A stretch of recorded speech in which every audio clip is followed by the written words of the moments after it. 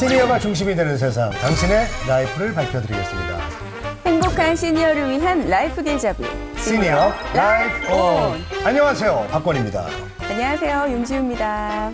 지우 씨, 네. 요즘은 정말 이 스마트하지 않은 게 없는 것 같아요. 아우, 맞아요. 예, 뭐 냉장고, 뭐 자동차, 심지어는 투자도 그쵸. 뭐 자동으로 투자를 해준다는 그런 것도 있대요. 아, 맞아요. 또 스마트폰 하나면 집 불도 끄고 맞아요. 온도도 조절하고 뭐 밥도 해주는 그야말로 그렇습니다. 뭐 정말 세상이 스마트해진 것 같아요. 맞아요. 네, 우리 또 지우 씨도 굉장히 스마트하시잖아요. 감사합니다. 예, 그런데 이렇게 세상이 네. 스마트해지고 있는데 아직까지 스마트 영역이 좀 미치지 못하고 있는 곳이 있습니다. 오. 자, 바로 맨몸으로 버텨야 되는 노인, 우리 어르신 요양 현장이 되겠습니다. 맞습니다. 이제 시대가 변했듯이 우리 돌봄의 방식도 이제는 조금 달라져야 하지 않을까요? 그래서 그렇죠. 오늘 저희가 특별한 분을 모셨습니다. 오랜 세월 이 노인 복지 분야에 몸을 담으면서 지금은 스마트케어 회사를 운영하고 계신 분이죠. 네. 황재영 대표를 모셨습니다. 어서 오십시오. 어서 오세요. 예, 안녕하십니까. 네, 반갑습니다. 자, 우리 황재영 대표님 먼저 자기소개를 좀 시청자분들께 부탁드리겠습니다. 예, 저는 그 2010년부터 한국에 입국해서 노인연구정보센터라고 하는 곳을 설립해서 치매 노인들에 대한 연구, 그다음에 교육, 출판 등을 진행해 왔습니다. 그리고 작년부터는 우리나라의 이 스마트 케어를 위해서 케어 로보틱스라고 하는 회사를 만들어서 지금 사업을 전개하고 있습니다. 네, 그래요. 아니 근데 저 2010년에 한국에 와서라고 얘기하시면 어디 그 전에 외국에 있었다는 건데 예. 어디 계셨던 거예요? 맞습니다. 제가 2000년에 일본에 유학을 가서 네. 석사와 박사를 취득을 하고 야. 현장에서도 한 3년에서 4년 정도 실제 현장에서 어르신들을 돌보는 현장에서 케어워커와 관리자로 근무도 하였습니다. 그렇군요. 괜히 또 대표님 좀 반갑게 느껴지는 게 저도 또 일본어 MC로 활동을 하고 있다 보니까 또 이렇게 굉장히 반가운 느낌도 있는데 그래요. 일본에서 노인복지를 전공하신 이유가 혹시 있으실까요?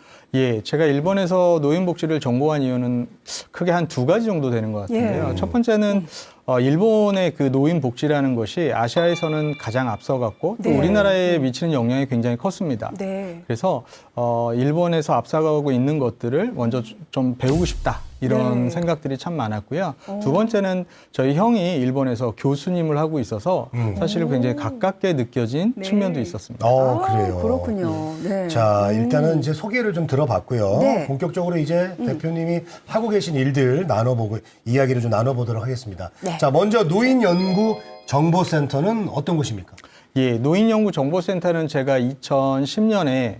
일본에서의 10년간의 유학 생활을 마치고 네. 들어와서 입국해서 설립한 회사입니다. 이 회사는 가장 핵심은 사실은 치매 노인들에 대한 케어의 질을 높이자라고 하는 게 목표였고요. 그 당시 때만 해도 2010년만 해도 한국에서 치매 노인들에 대한 케어에 대한 방법론이라든지 이런 것들이 사실 확립되어 있지 않았습니다. 그래서 그때 들어와서 이 연구는 대부분 이제 국민건강공단이라든지 네. 국가 연구들을 했고요. 그다음에 두 번째는 우리나라의 좋은 책들을 조금 많이 소개하고 싶어서 한 40권 정도를 제가 출판을 했는데 대부분이 외국에서 유명한 책들을 한국어로 번역해서 출판하는 작업을 했습니다. 그리고 세 번째 교육은 사실 이런 어떤 지식이라든지 기술을 현장에 전파해야 되기 때문에 우리나라 요양 현장의 협회들과 연계를 하거나 해서 실제 이런 케어 기술이 현장에 전파될 수 있도록 교육을 하는 사업을 진행하였습니다. 와, 그렇군요. 뭐 요양 관련 연구와 출판 현장 교육까지 실시하는 그런 회사로 오랜 시간 또 함께 오셨는데, 자, 노인연구정보센터에서 했던 사업이나 프로젝트도 굉장히 좀 많았을 것 같아요. 대표적인 몇 가지 좀 소개 좀 해주시죠. 예, 가장 제가 인상적으로 지금 남아있는 것은 사실 우리나라에 들어와서 치매 전담실이라고 하는 요양 분야의 치매 어르신들만 전담으로 모시는 제도가 노인 장기요양 보험 제도에 있습니다. 그 제도를 제가 그 연구에서부터 시범 사업 안치는 것까지 했던 기억이 가장 큰 기억으로 남고요. 네. 그래서 지금도 이제 가족들이 어르신, 특히 치매 어르신을 돌볼 때 전문적인 서비스가 필요할 때 네. 치매 전담실을 찾아서 이용을 할 수 있다라는 것이 제가 가지는 의미 중에서 굉장히 큰 의미고요. 네.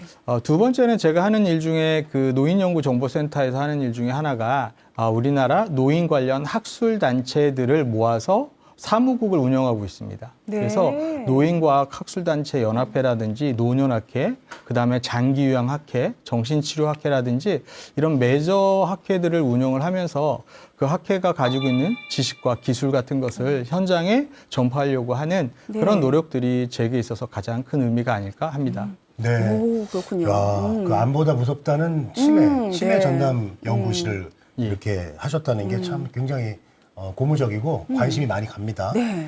자, 그리고요. 이제 일본에서 이런 여러 가지 경험들이 있으셨어요. 요양 현장 일도 하셨고 거기서 공부도 많이 하셨고 네. 그래서 그런 경험들이 일본이 좀 그런 쪽이 선진국이라고도 말씀하셨었거든요. 그래서 좀 많이 여기 한국에 와서 운영하는 데 있어서 도움이 좀 많이 되시나요? 어때요? 예. 사실 제가 그 일본에서 석박사도 하고 했지만 제가 배운 어떤 학문적인 것보다 저는 사실 일본에서 배운 현장의 기억이 굉장히 강렬하게 남아있는 것 같습니다. 네. 예를 들어서 그 어르신들에 대한 제가 근무했던 곳이 특히 좋아서 그런지 모르지만 네. 제가 근무할 때 일본의 그 종사자들이 참 어르신들을 정말 마음을 써서 돌보는 것을 많이 보았습니다.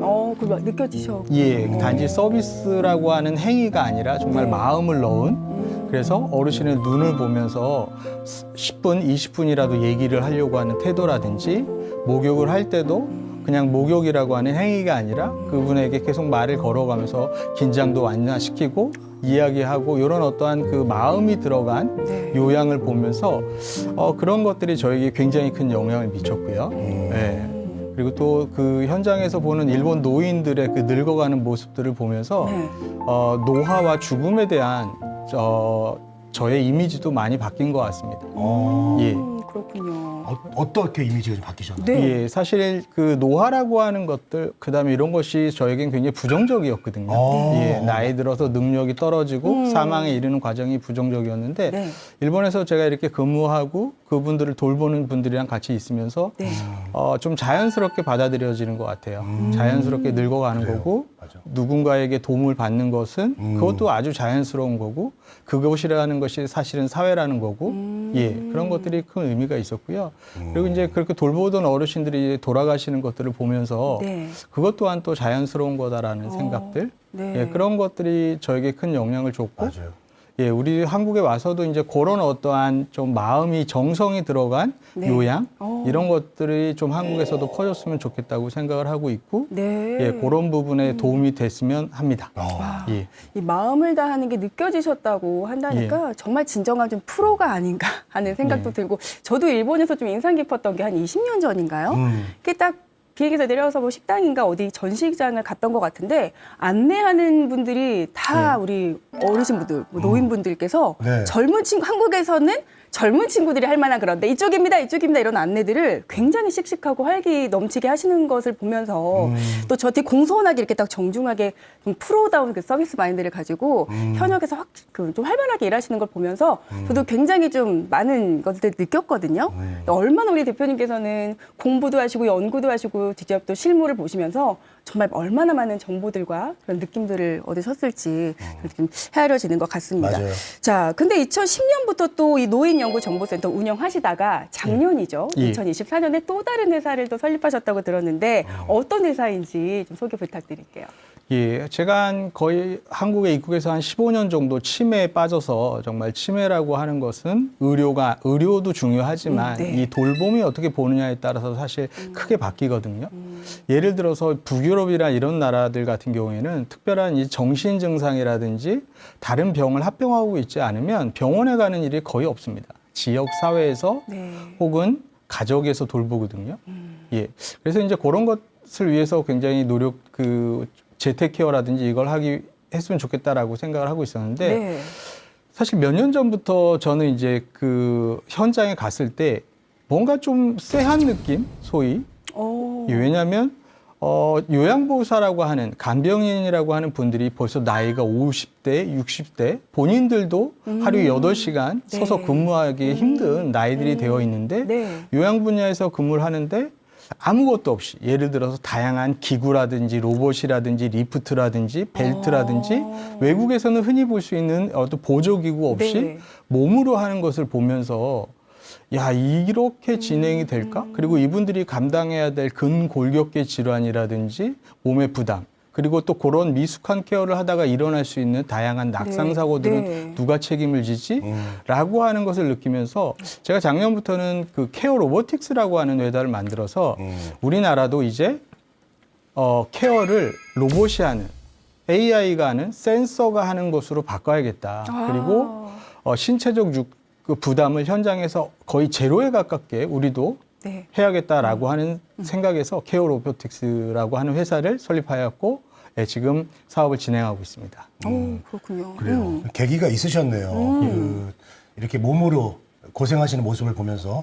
근데 저는 이제 그 대표님이 2010년도에 이제 한국에 와서 그때는 또 더 지금 훨씬 젊으실 텐데 뭐 일본에서 이제 있다 오셨으면 또 다른 사업도 좀 해보고 싶어 할 것 같아요. 제 생각에는 뭐 이런 것도 좀 가지고 와서 좀 팔고 싶을 수도 있고 다른 분야에 관심이 있을 수도 있는데 그쵸, 왜 이렇게 그쵸. 항상 노인 쪽 그리고 이런 복지 쪽 그리고 스마트 케어까지 왜 그렇게 좀 이어진 계기가 너무 궁금해요.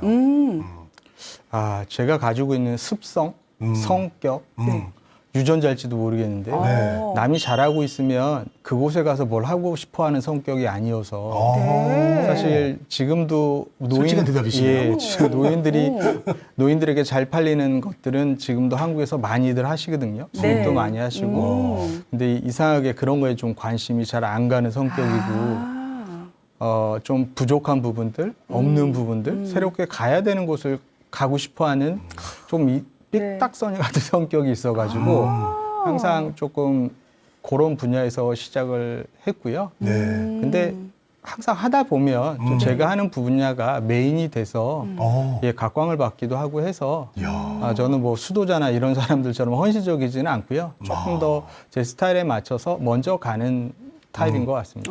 정말 우리 대표님 솔직 네. 담백하신 분인 것 같아요. 네, 개척하는 그런 정신으로 네. 함께 오셨습니다. 그래요. 뭐 노인연구정보센터에서의 경험이 이렇게 스마트케어 회사 설립에도 굉장히 많이 기반이 된 것 같은데, 맞아요. 자 그러면 연구나 뭐 교육 중심의 일을 하시다가 이제는 기술 기반 사업으로 이렇게 넘어오시면서 그러니까. 어떻게 보면 이제 확장을 하신 건데 어떤 부분이 가장 달라졌나요? 사실은 제가 그 노인연구정보센터를 운영할 때는 연구, 교육, 출판을 하다 보니까 사실 그 외근을 하면서 외판을 해본 적이 없는데 영업을 사실은 실제적으로 해본 적이 없는데 네. 제가 이게 케어 로보틱스라고 하는 회사를 만들어서 스탠딩 리프트라고 하는 것을 이제 팔고 뭐 이럴 때는 네. 영업을 해야 되고 외판도 해야 되고 그쵸. 가서 아쉬운 소리를 해야 되는데 네. 처음에 말이 입이 잘 안 떨어지더라고요. 네, 얼마나 한 대 뭐 어려우셨을까. 사달라 이런 말이. 네. 네. 그래도 작년부터 해서 요즘은 많이 자연스러워진 것 같습니다. 어려우실 땐 저희한테 부탁하시죠. 많이 워낙 또 도와주십시오. 네, 저희가 네. 잘. 어떻게 좀 해드려요? 예, 많이 부탁드리겠습니다. 알겠습니다. 이상한 소리. 자, 그러면은 기술적으로 넘어오면서 연구하던 거에 기반으로 본인도 또 새로운 공부를 많이 해야 되는데 맞습니다. 그쵸. 참 그런 고충이 또 있었을 것 같아요. 예. 공부를 원래 평소에 좀 많이 좋아하십니까? 예, 새로운 것을 그 고민하고 뭐 하는 것을 굉장히 좋아해서요. 사실 그 케어 로보틱스를 하면서 지금 판매하고 있는 그 스탠딩 리프트라고 하는 것도 외국의 수입품이 아니라 거의 사장돼 있던 개발됐지만 사장돼 있던 것을 제가 찾아가서 그 회사 찾아가서 네. 작년에 제가 해보겠다고 그걸 계약을 맺고 곧장 판매한 게 아니라 실제 요양원에서 6개월 정도 테스트를 했어요. 그래서 손잡이라든지 그 한국인의 체형이라든지 바퀴라든지 부족한 부분을 다 바꾸고 올해부터 시작을 했거든요. 그래서 사실 제가 하는 케어 로보틱스라고 하는 분야는 아주 하이 테크놀로지가 아니라 로 테크놀로지이기 때문에 가장 중요한 건 그 소비자, 네. 불편한 어르신들 시각인 것 같아요. 네. 그분들에게 편해야 되는. 근데 아직 우리나라의 기술 하시는 분들은 대부분 기술자로 존재하시는 분들이 많거든요. 기술에 대한 거. 네. 근데 앞으로는 저도 이제 많이 신경 쓰지만 앞으로는 정말 그 소비자, 네. 엔드 유저 중심으로 뭔가를 할 생각들을 하고 만들어가는 게 바른 방향 같습니다. 기술적인 거는 이제 기술을 만드시는 분들이 있고 우리 예. 대표님 같은 분들은 그 기술을 필요로 하는 분들에게 예. 또 잘 전달해주는 연결해주는 역할 예. 굉장히 저는 중요하다고 생각을 합니다. 네. 자, 우리가 이제 올해부터 이제 초고령화 사회로 진입을 했습니다. 참 노인 인구가 굉장히 많아지면서 네. 사회 문제도 많아지고 있는데 이 노인 돌봄이 사회 문제가 특히 급부상하고 있습니다. 네. 실제로 어떤 그 현장에서 이제 부딪혔을 때 어떤 문제들이 있던가요? 그 노인 먼저 이제 제가 말씀드리고 싶은 게 그럼 과연 우리 사회가 이 노인에 대한 문제를 언제까지 가지고 갈 거냐. 네. 제가 이제 우리 그 MC 선생님들도 제 연배랑 많이 틀리지 않은데 제가 반대로 한번 여쭤볼게요. 예. 네. 우리나라에서 이 고령화의 문제는 언제까지 이어질까요? 글쎄요, 언제까지 이어질까? 영원할까요? 영원히 그쵸. 계속 이어지지 않을까요? 문제는. 지금 그러면 제가 반대로 여쭤볼게요. 지금 우리 유치원이라든지 예. 아이들에 대한 보육에 대한 문제가 심각할까요? 근데 저도 이제 아이 엄마다 보니까 예. 그런 문제들 워낙 또 많은 또 그런 제도들 혜택도 누리고 있다 보니까 크게 또 뭔가 고민은 뭔가 있는 것 같으면서도 없는 것 같으면서도. 근데 네. 우리나라 같은 경우는 이제 좀 아이들 복지에 더 아동 쪽에 맞습니다. 예를 들어서 더 예. 좀 초점이 맞춰져 있는 것 같아요. 아, 노인 복지보다는. 네. 예. 실제 우리나라에서 이제 제1차 베이비 부머 세대들이 네. 55년생부터 태어나서 63년생까지. 그러니까 1차 베이비 부머라고 해서 700만 명 정도. 그다음에 64년에서 74년생까지가 약 1000만 명 정도 돼서 네. 1600만 명 정도가 이제 사실은 베이비 부머거든요. 저도 이제 제2차 베이비 부머인데 1974년생들이 사실은 인생을 행복하게 살다가 귀천 돌아가시면 사실 이러한 사회적인 문제는 끝날 것 같습니다. 그 시기가 2065년 정도 될 것 같아요. 그래요? 예. 그래서 약 2,600만 명 정도가 네. 건강하게 살다가 잘 죽게 해주는 것. 이게 사실은 노인 정책의 핵심이거든요. 대상별로 보면. 약 그래서- 40년 정도 남은 예, 거네요. 맞습니다. 지금 2025년이니까 앞으로의 네. 40년 문제고 이 1,600만 명이라는 분들이 돌아가시고 나면 네. 우리나라 남한의 인구가 3,400만 명? 요 정도 되면 지금 유치원이 남아도는 것처럼 맞아요. 요양원이나 요양병원들은 아마 굉장히 넘쳐날지도 모릅니다. 남아서. 그렇죠. 예. 지금 근데- 출생률. 예, 그렇게 해서 이제 우리가 앞으로 40년을 이제 살아가야 되는데 예전과 다르게 이제 평균 수명이라는 게 이제 90이 정말 눈에 다들 보이기 때문에 네. 90 정도 돼서 정말 정정하게 자기의 모든 일을 할 수 있는 분들도 꽤 많겠지만 90세에는 한 40% 정도, 80대에는 30%, 70대에는 20%, 60대는 10% 정도가 사실 누군가의 도움이 필요하거든요. 네. 맞아요. 예, 그때 이제 우리는 누군가 가족이 옛날처럼 대가족도 아니고 이웃 사촌이 있는 것도 아니기 때문에 우리가 이걸 사실은 사회적인 제도라든지 이런 걸로 풀어야 되는데 그렇게 해서 나온 게 노인 장기요양 보험이라든지 의료보험에서도 요양병원이라든지 뭐 이런 것들인데 아직 우리 사회가 가지는 이분들에 대한 이 분야에 대한 인식의 문제가 가장 심한 것 같습니다. 그 다음은 이제 뭐 금전적인 거나 대조적인 건데 소위 우리가 이제 그 요양보호사 선생님을 보는 시각들 같은 의사지만 요양병원을 보는 의사들을 보는 시각들 이런 것들이 사실 아름답지 않은 것 같아요. 누군가가 해야 될 정말 가치 있는 일을 도와주고 하는데 우리가 네. 그분들을 볼 때는 3D 업종에서 근무하시는 힘쓰는 몸 쓰는 분이라고 하는 이미지가 많고 그러다 보니까 젊은 친구들이 거의 취업하려고 하지 않거든요. 아, 그래서 거기서 근무하시는 요양 분야에서 근무하시는 분들은 벌써 50대, 60대서 가지고 10년, 20년 후면 인력이 없어지는 상황이고 지금 외국인을 받아들이겠다고 하는 얘기들이 많은데 네. 외국인 받아들이는 건 좋지만 사실 우리 사회의 인식, 저 직종 또한 귀하다. 네. 그리고 최소한 우리가 저분들에 대한 대우를 해드리자.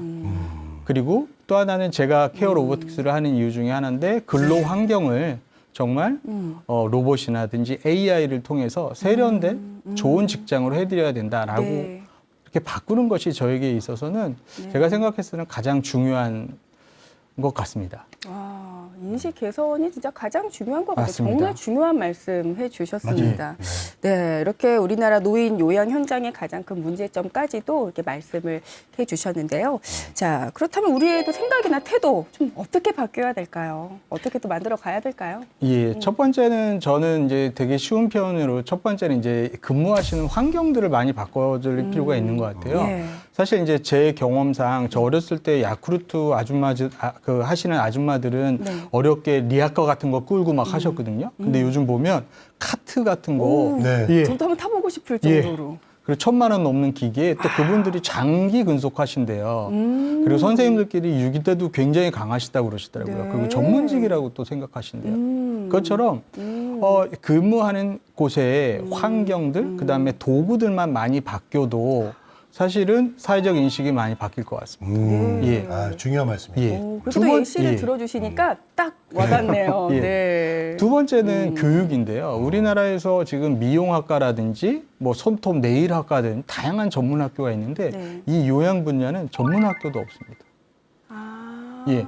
강아지와 손톱 관리하는 것도 전문 학교가 있는 나라에서 요양이라고 하는 분야의 전문 학교도 없어서 사실은 전문 인력도 들어올 수 없는 환경을 만들고 있는 것이 사실 이 부분은 국가의 책임인 것 같습니다. 예, 교육은 사실 국가의 백년대계라고 하는데 네. 그래도 젊은 친구들이 들어와서 예, 활동할 수 있게 뭔가 토대를 만들어줘야 되는데 사실 그러한 배경도 만들어주지 않는 것이 우리가 요양 분야에서 근무하시는 요양보호사, 간병인들을 자연스럽게 이렇게 비하하거나 좀 낮게 보는 원인들이 되고 있는 것 같습니다. 네.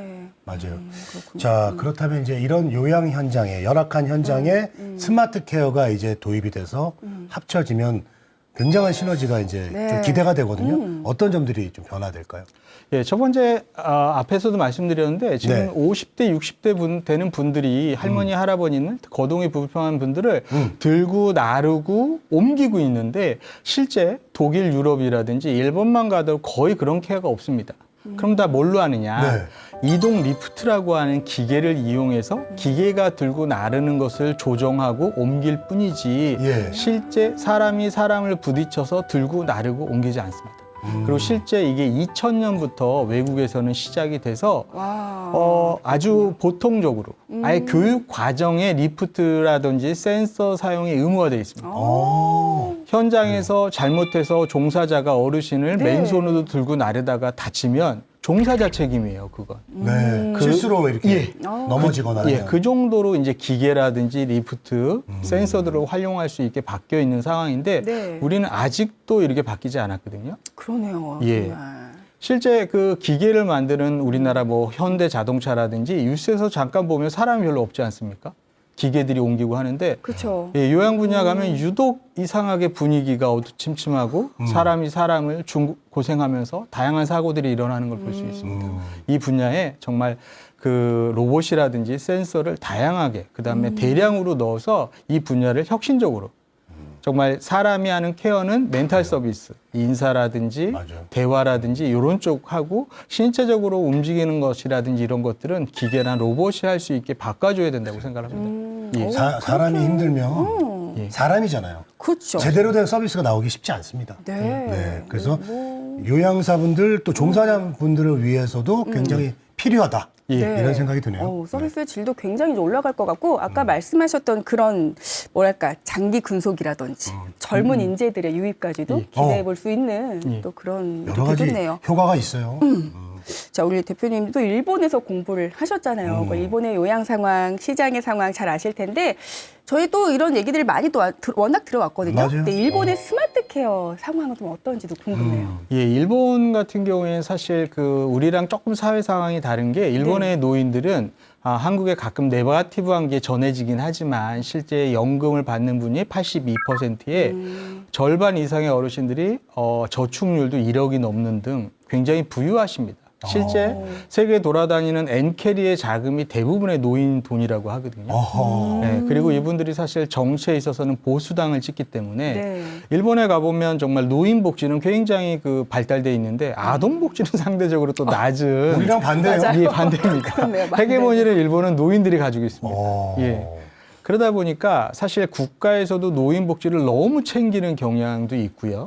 예, 소위 일부 분들은 북유럽의 노인 요양보다 일본이 더 발달했다고 할 정도로 많이 발달돼 있는데 일본에서는 먼저 그러다 보니까 국가가 노인들에게 대하는 정성이라든지 저는 사실 이제 국가가 국민들에게 보이는 정성은 다양하지만 그 중에서 대표적인 게 사실 예산이라고 보거든요. 네. 예, 그래서 예산을 굉장히 풍부하게 쓰고 예를 들어서 어떤 요양원이나 요양병원이라든지 이런 곳에서 스마트 기기를 도입해서 사용을 하면 지자체가 보조금을 50%나 주고요.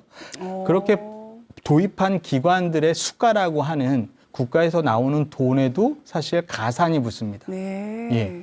그러다 보니까 이게 굉장히 보편화되는 국가가 앞서서 마중물 역할을 하고 굉장히 많은 돈들을 투여해줘서 네. 사실은 이 확산에 길을 닦아주는 역할들을 하거든요. 네. 그러다 보니까 우리나라도 이제 다양한 이제 그 에이지 테크라고 해서 네. 노인 분야의 테크놀로지 얘기를 하지만 계획들이 많이 나오고 있지만 사실 예산이라든지 이런 부분이 아직도 조금 부족한 것 같습니다. 다른 산업 분야에도 비해서 다르고. 네. 하지만 앞에서도 말씀드렸지만 1,600만 명의 사람이 나이가 들어가고 2045년까지 가거든요. 앞으로 40년. 네, 그렇기 때문에 2065년까지. 예, 머지않아서 이 노인 분야 이런 것들은 내수 산업에서도 큰 역할을 할 것 같습니다. 그래서 국가에서도 이걸 단지 그냥 노인들을 위해서 그냥 버려지는 돈이다. 뭐 이렇게 생각하기보다는 다양한 측면, 내수적인 산업, 그다음에 인간의 우리 국민들의 삶의 질, 그다음에 종사자들의 인권이라든지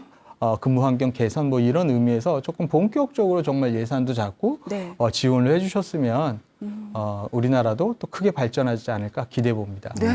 맞아요. 여기 우리 세 분은 40년 후에 살아 있겠죠? 거의 뭐 마지막을 예, 거의 마지막 어떤 인생을 예, 뒤돌아보면서 그렇죠. 돌아보면서. 돌아보면서 있지 않을까. 힘겹게 운명하시는 분도 있을 거고. 자, 그래서 몇 살일까? 그럼 우리 한국은 어떻습니까? 이 스마트 케어 도입을 위해서 우리도 좀 열심히 뭐 사업들을 좀 추진하고 있나요? 어때요? 예, 저는 이제 개인적으로 그 사실 한국에도 깨어있는 소금의 퍼센테이지라고 생각하는데 네. 제가 현장 돌아다니면 사실 저는 2%라고 봅니다. 저희 분야 바다의 농도가 염분 농도가 2%듯이 지금 제가 돌아다니면서 깨어있는 우리의 그 현장 분들을 2%라고 생각하고 네. 그분들이 바뀌어주면 우리 현장도 바뀔 것 같다. 그래서 뭘 많이 다양하게 팔거나 보급하기보다는 그 2%를 중심적으로 제가 지원을 하고 같이 가려고 노력을 하거든요. 그래서 그 2%가 정말 그 예를 들어서 스마트 요양원, 스마트 요양병원이 돼서 지역사회에서 홍보가 되면 사실 그 바다가 2%의 물로 짠맛이 나듯이 우리 네. 사회도 크게 바뀔 것 같습니다. 근데 저는 아직도 지금 2%를 지금 그 짠물이 될 수 있도록 만들지 못해서 단기간 목표는 그 2%를 어떻게 모델 사업화 바꾸어 나갈까가 제 네. 목표입니다. 예. 그렇군요. 뭐 5대 중점 뭐 에이지 테크 분야 이런 것들 얘기를 좀 해주시죠. 예. 예, 돌봄 로봇을 비롯해서. 예, 지금 국가에서 올해 그 에이지 테크 기술 개발을 위해서 국가에서 큰 그랜드 플랜을 냈거든요. 네. 예, 해서 5대 중점 분야에서 이 중에서 이제 로봇도 들어가고 돌봄 AI, 로봇? 예, 약품이라든지 뭐 이렇게 들어왔는데 네. 실제 제가 접하고 있는 분야의 그 에이지 테크의 핵심은 다른 많은 그 앞에서도 말씀드렸지만 하이 테크놀로지가 아니라 정말 예. 현장을 바꿀 수 있는 저는 로 테크놀로지라고 보거든요. 네. 예. 그렇죠. 예, 그래서 가장 단순하게 목표는 이제 그 신체적 노동이 사라진 현장, 그 다음에 낙상을 방지하는 센서, 네. 예, 그 다음에 자동화된 기록 시스템, 뭐 요런 정도만 사실은 전파가 돼도 예, 사실은 현장이 가장 크게 바뀔 것 같습니다. 뭐 어떤 기술의 막 개발보다도 정확하고 전문적인 업무 환경을 좀 이제 만들어 가는 게 정말 중요하다는 그래요. 말씀이시네요. 그리고 그걸 바탕으로 해서 사실은 이게 휴먼 서비스이기 때문에 네. 종사자들의 전문성이 요구되는 것 같거든요. 네. 그런 걸 기반으로 아예 사람을 없애자는 게 아니라 그렇죠. 예, 종사자들이 조금 더 휴먼 서비스에 집중해서 네. 어르신들과 정서적인 대화도 할 수 있고 네. 서비스를 할 수 있는 부분이 되면 우리나라 요양 분야도 지금 정말 예, 질적으로 굉장히 질적으로 높아요. 높아지겠어요. 예, 그렇게 말씀만 들어도 생각합니다. 좀 희망이 보이고 그렇게 정말 변화했으면 좋겠어요. 빠르게. 예. 바뀔 것 같습니다. 네. 맞아요. 대표님이 예. 계시니까. 예. 이렇게 이제 네. 테크놀로지 쪽으로 이렇게 좀 뭔가 보강이 되면 서비스 하시는 분들도 이제 마음도 더 편해지고 그렇죠. 몸도 편해지니까. 그럼 어른들한테 더 여유가, 환하게 응. 또 얘기라도 더 해드리고 사실 대화 이렇게 건네주는 게 어르신들한테 얼마나 좋은 건데요. 그렇죠. 네, 그것만으로도 행복해지거든요. 그럼요. 맞아요. 네. 자, 이렇게 좀 구체적으로 스마트 케어 실현으로 노인 요양 현장 저희들에게 상상만큼 구체적으로는 어떻게 좀 바뀔 수 있을까요? 궁금해요. 그래서 사실 이제 그 가장 그 핵심은 뭘 위해서 그러면 그 기술이 필요하냐. 네. 기술이라는 건 저는 그 수단이잖아요. 그래서 목적은 인간인데, 가장 중요한 건 이제 그 개별 서비스를 할 수 있게 해주는 겁니다. 우리 앵커님들도 예를 들어서 나이 들어서 요양이 필요할 때 네. 제공자 중심이 아니라 내가 원하는 것을 네. 이야기하고 나의 라이프 스타일을 이야기하고 그래서 내가 요양의 주인이 되는 그리고 내가 원하는 것을 그 제공자들이 휴먼 서비스 그다음에 로봇 기술 AI를 통해서 해주는 것. 지금 시장은 사실은 여러 가지 얘기하지만 제공자 중심이거든요. 네. 최소한의 서비스, 집단 서비스, 뭐 이런 거에 만족해야 되는 상황인데 이런 것들이 이제 바뀌어서 정말 내가 응석바지처럼 보일지 모르지만 내가 요구하는 것들이 이루어지는 요양들 그런 것들이 사실은 가장 큰 변화로 다가오지 않을까 생각합니다. 그렇게 하면 노년기도 본인의 의지로 좀 행복하게 그렇죠? 예, 보내실 맞습니다. 수 있는 예. 네, 얼마나 중요합니까? 그래요. 좀 기대를 해보고 네. 앞으로 자 그리고 그렇다면 이제 현재 이 한국에 스마트 케어 이런 시스템들이 좀 그래도 그나마 좀 잘 진행되고 있는 요양 시설이 오. 있는지 그것도 좀 궁금한데요. 네. 있어요? 예. 완전한 그 스마트 요양원이라고 말을 할 수는 없지만 네. 예. 지금 그래도 이제 아까 2% 말씀드렸듯이 네. 특히 이제 그 원장님들 중심으로 이렇게 바뀌어야 된다라고 해서 사회복지법인 분야에서는 남부 시립요양원이라든지 그다음에 개인 시설 쪽에서는 회원이라든지 예원 뭐 네. 이런 시설들 이런 것들이 사실은 자기 스스로 자비를 들여서 투자해 가면서 로봇 리프트를 네. 수용하거나 센서들을 활용해서 바뀌어가려고 노력들을 하고 있습니다. 그 요양 현장의 어르신들이 그런 스마트 케어 기술을 좀 어떻게 받아들이시던가요? 잘 받아들이시나요? 네. 그렇지 않습니다. 예. 그럴 것 같았어요. 예, 낯설고 이걸 왜 하는지 모르겠다라든지 하시지만 네. 실제 예를 들어서 그 이동 리프트라든지 이런 걸 타실 때도 갑자기 뭘 탄다는 게 나이 들어서 어렵잖아요. 근데 이제 익숙해지시면 편해하시는 것 같아요. 네, 익숙해지시면 나도 저 요양보호사 선생님에게 간병인에게 부담을 주지 않는다. 이런 의미에서 좋아하시고요. 그리고 또 하나는 이제 그 장애 분야에서 네. 제가 잠깐 말씀드리려고 했는데 이제 장애 분야에서 장애 학생들 네. 특히 신체 장애가 있는 친구들이 성장해서 고등학생만 돼도 60, 70kg 정도가 나가거든요. 그렇죠. 예. 성장기니까. 예, 맞습니다. 그리고 또 여학생 같은 경우에 이제 생리적인 것도 있고요. 그렇죠. 그렇게 되면 이제 학교를 다니면서도 화장실에 가야 되는 상황들이 많이 발생하는데 네. 지금 현실적으로는 보육교사 선생님들, 그냥 담당교사 선생님 대부분 여성 2명이 휠체어에 탄 학생을 화장실까지 가서 그 친구를 들어서 이렇게 하죠. 일으켜서 들어서 바지를 내려서 변기에 앉히고 끝나는 걸 확인해서 닦아주고 다시 들어서 휠체어까지 옮기는. 근데 이게 하루에 그게? 한 번으로 끝나는 것도 아니고 그렇죠. 그러다 보니까 학생도 너무 미안해하고 선생님들도 근골격계 질환, 그쵸. 손목이라든지 허리, 발목이 굉장히 아파하시는데 네. 이런 것이 스탠딩 리프트나 이런 것들이 지금 장애인 학교에 들어가고 있는데 그랬을 때 굉장히 서로 좋아하고 계세요. 예, 혼자서 선생님들 혼자서 대응할 수도 있고 이걸 있으면서 그 학생도 여러 번 부탁해도 신체적 접촉 없이 기계를 이동해 주니까 좋아하시고 또 이런 어떠한 효과들도 상당히 많습니다. 서로가 편안한. 그래요. 예. 근데 지금 이제 요양사분들이 연령대가 중장년층이 좀 많죠? 맞습니다. 그러면 더. 그럼 그분들이 실제적으로 지금까지 계속 맨몸으로 예. 그 육체적으로 노동으로 이제 일을 하셨는데 이 시스템을 사용하는 데 있어서 뭐 어려워하지는 않으세요? 잘 금방 배우세요? 그래서 사실은 제가 그 리프트 마음속에 저는 이제 그 스마트 케어를 전파하는 사람이라고 생각하는데 그래서 사실은 기계를 팔러 다니지는 않고요. 제가 스탠딩 리프트나 이런 걸 가면 못해도 1시간은 기본적으로 교육을 할 수 있게 시간을 달라고 그럽니다. 네. 그래서 이것이 최대한 익숙해지게 그 다음에 시범을 보일 어르신들을 제가 소개받아서 실제 보여드리기도 하고요. 근데 실제 이 스마트 케어가 전파되는데 가장 힘든 것이 현장에서 근무하시는 종사자분들이세요. 맞아요. 예. 예를 들어서 우리가 자전거만 배워서 타도 단거리가 굉장히 편해지잖아요. 네. 근데 이제 자전거 타다가 한두 번 넘어지고 중심 못 잡으면 자전거 타기 싫어하듯이 이 요양보호사 선생님들이나 간병인 선생님들이 연세가 있다 보니까 새로운 것이 들어오는 것을 너무 거부감이 커하십니다. 기존에 했던 게 있으니까. 예. 그리고 그 조금 이렇게 몇 가지 그 행동을 해서 리프트를 만지는 것도 부담스러운 경우를 많이 보여요. 그래서 가장 중요한 것 중에 하나는 거기에 오너인 결정자도 중요하지만 현장에서 있는 근무하시는 분들에게 어떻게 이 효용성을 쉽게 편하게 알리는 자가 사실은 굉장히 중요한 문제인 것 같습니다. 그러면 여기서 이 스마트 케어 전문 인력 양성을 위한 어떤 커리큘럼이나 이런 것들이 좀 있는지 궁금합니다. 어떤 그런 예. 모델이 있는지. 작년부터 사실은 제가 하루 교육으로 네. 영상도 보여주고 실제 실습도 할 수 있는 교육들을 진행해 오고 있습니다. 오.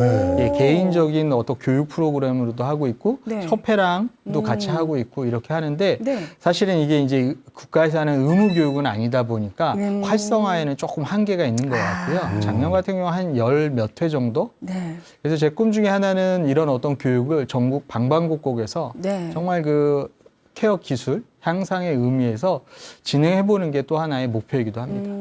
어떻게 좀 현실적인 장벽이 있는데 예. 국가에 좀 바라는 점, 이 부분에 대해서 좀 혹시 실질적으로 좀 예. 있으시다면.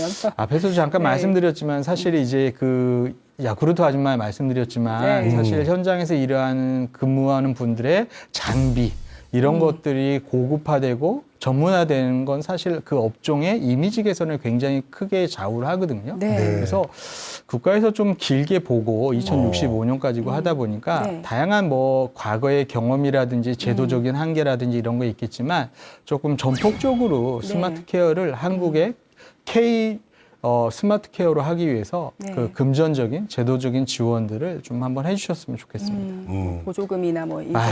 인센티브라든지 이런 것들. 보조금이나 아니면 그래요. 수가화해서 이런 것들이 정말 현장에서 쉽게 전파될 수 있도록 네.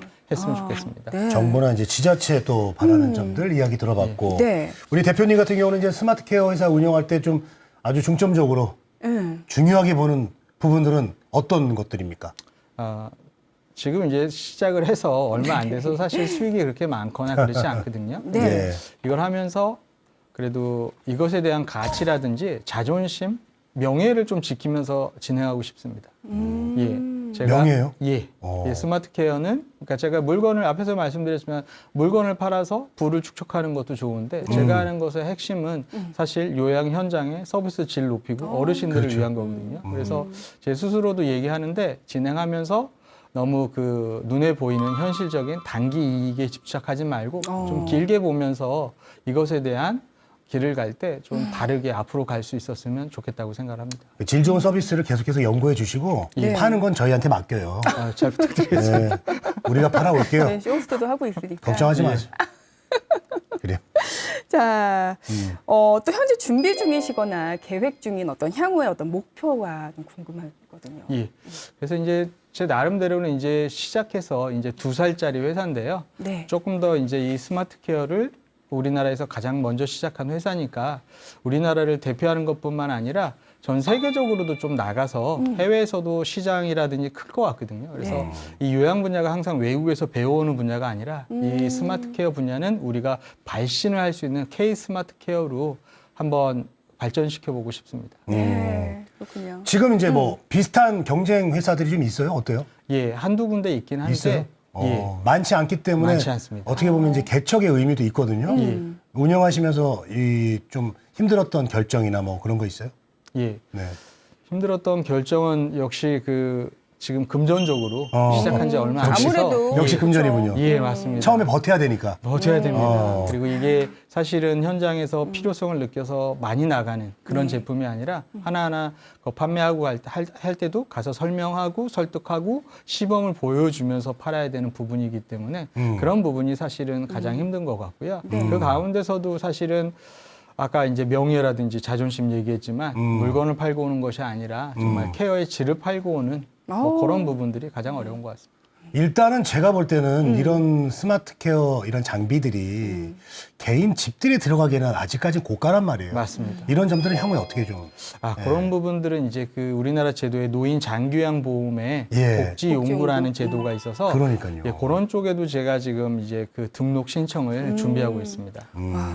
자, 아까 가장 힘들었던 부분 말씀해 주셨는데 후회 없는 결정 아니면 사업하시면서 굉장히 좀 뿌듯했거나 좋으셨던 그런 좋았던 기억에 남는 거 혹시 있으신가요? 예, 그 유전자라고 할까, 성향이라고 할까, 네. 예, 삐딱선이를 타는 성격이기 때문에 이런 길을 가는 걸 좋아하고 있는데 네. 이런 길을 가고 있다고 하는 것이 좋습니다. 예.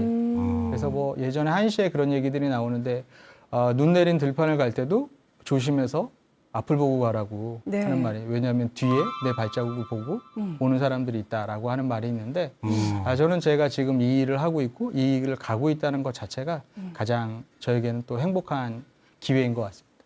그렇군요. 뭐 저는 얘기해. 아니 팬이 되는 것 같아요. 우리 대표님 너무 철학이 있으시고 네, 다 너무나- 팬 되거든요.